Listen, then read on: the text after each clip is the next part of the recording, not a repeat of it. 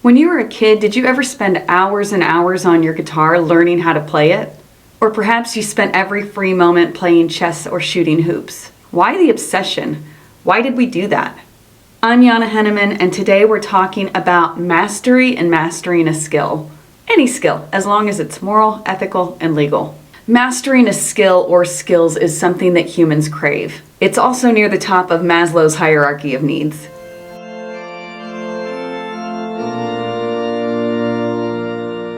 It's something that drives us. Sure, we all want to be loved and accepted, we want to feel included, we want shelter, we want food and water. But once all of these are met, we reach for something more. So how do you master something? What does it take? Sure, we've all heard the coveted, it takes 10,000 hours to master a skill. But is there more to it? And why 10,000 hours?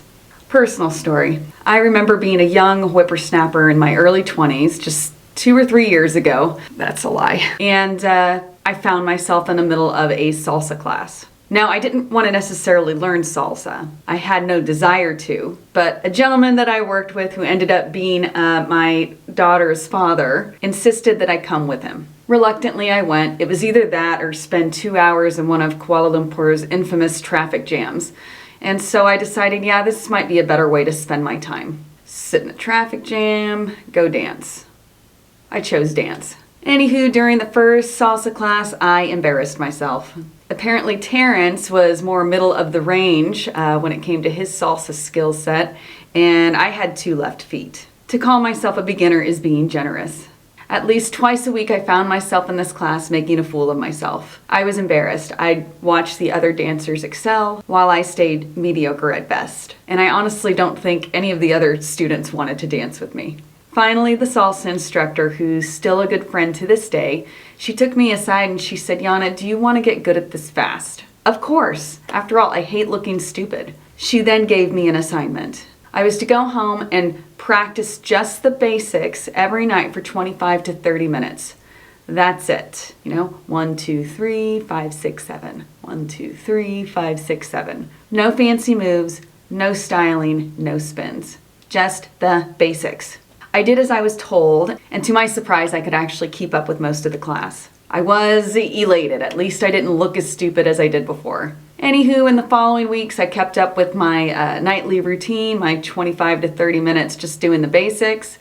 And after a while, she told me to go home and just incorporate some simple spins into it, which I did. By the time I went back the following week, I still wasn't the best dancer in the class, not by a long shot, but I was able to keep up and follow along with everyone else in the room. So what's the lesson here? The takeaway is this: in order to achieve mastery in a skill, you must master the basics. Yeah, we all want to be that couple out on the dance floor, whipping, spinning, and sliding, delighting, a visual spectacle for all to behold.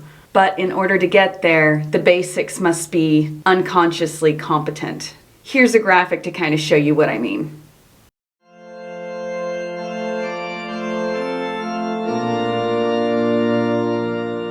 This graphic is credited to Martin Broadwell in the 60s.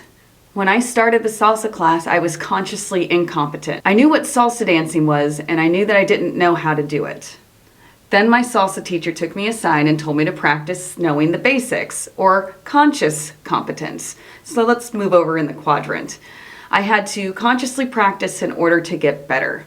Do you remember ever learning how to drive a car? Whenever you're first starting, you're conscious about everything. You're conscious about putting in your seatbelt, you're adjusting the mirrors, you're putting that key in the ignition, you're hypersensitive to it all, right?